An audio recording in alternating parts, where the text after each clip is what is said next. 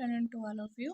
आज हम लोग भारतीय संविधान की प्रस्तावना को पढ़ने वाले हैं। ठीक है ये हमारे लिए बहुत ही महत्वपूर्ण है जिसे हम अभी पढ़ने वाले हैं।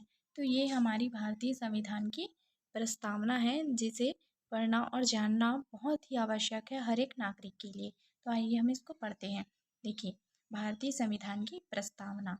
ठीक, हम भारत के लोग भारत को एक संपूर्ण प्रभुत्व संपन्न समाजवादी पंथ निरपेक्ष लोकतंत्रात्मक गणराज्य बनाने के लिए तथा उसके समस्त नागरिकों को सामाजिक, आर्थिक और राजनीतिक न्याय, विचार, अभिव्यक्ति, विश्वास, धर्म और उपासना की स्वतंत्रता, प्रतिष्ठा और अवसर की क्षमता प्राप्त कराने के लिए तथा उन सब में व्यक्ति की गरिमा और राष्ट्र की एकता और अखंडता सुनिश्चित करने वाली बंधुता बढ़ाने के लिए दृढ़ संकल्प होकर अपनी इस संविधान सभा में आज तारीख 26 नवंबर 1949 ईस्वी को एतद द्वारा इस संविधान को अंगीकृत, अधिनियमित और आत्मर्पित करते हैं।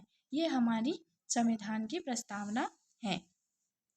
देखिए, संविधान की प्रस्तावना को संविधान की कुंजी या आत्मा कहा गया है। ये बहुत ही महत्वपूर्ण है जिसे कई बार क्वेश्चन में पूछे गए हैं।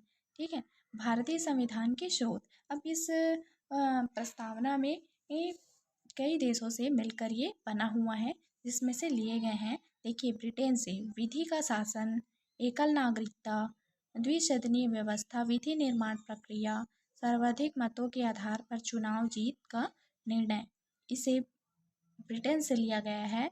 दूसरा है अमेरिका का संविधान। हम भारत के लोग प्रस्तावना के शब्द मतलब इसको लिया गया है और मूल अधिकार कहाँ से लिया गया है? अमेरिका का संविधान से लिया गया है। स्वतंत्र न्यायपालिका, सर्वोच्च न्याय के न्यायाधीशों को हटाने की प्रक्रिया, संविधान की सर्वोच्चता, राष्ट्रपति पर महाभियोग। ठीक है, ये सब कहाँ से लिए गए हैं? अफ्रीका से लिए गए हैं, अमेरिका से लिए गए हैं। दक्षिण अफ्रीका से संविधान संशोधन प्रक्रिया को लिया गया है। और दूसरा है राज्यसभा के सदस्यों का निर्वाचन। चौथा, कनाडा से मजबूत केंद्र के साथ संघीय व्यवस्था, संघ एवं राज्य के बीच शक्ति का विभाजन। और पांचवा, ऑस्ट्रेलिया से समवर्ती सूची, केंद्र एवं राज्य, व्यापार एवं वाणिज्य संबंधी प्रावधान, प्रस्तावना उद्देशिका की विशिष्ट भाषा। कहाँ से लिए गए हैं? ऑस्ट्रेलिया से लिए गए हैं।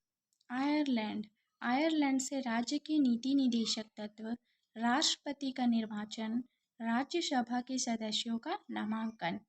सातवां है फ्रांस से गणतंत्रात्मक व्यवस्था, स्वतंत्रता, समानता एवं बंधुत्व का सिद्धांत। यह फ्रांस से लिए गए हैं। आठवां है रूस, जो कि महत्वपूर्ण है।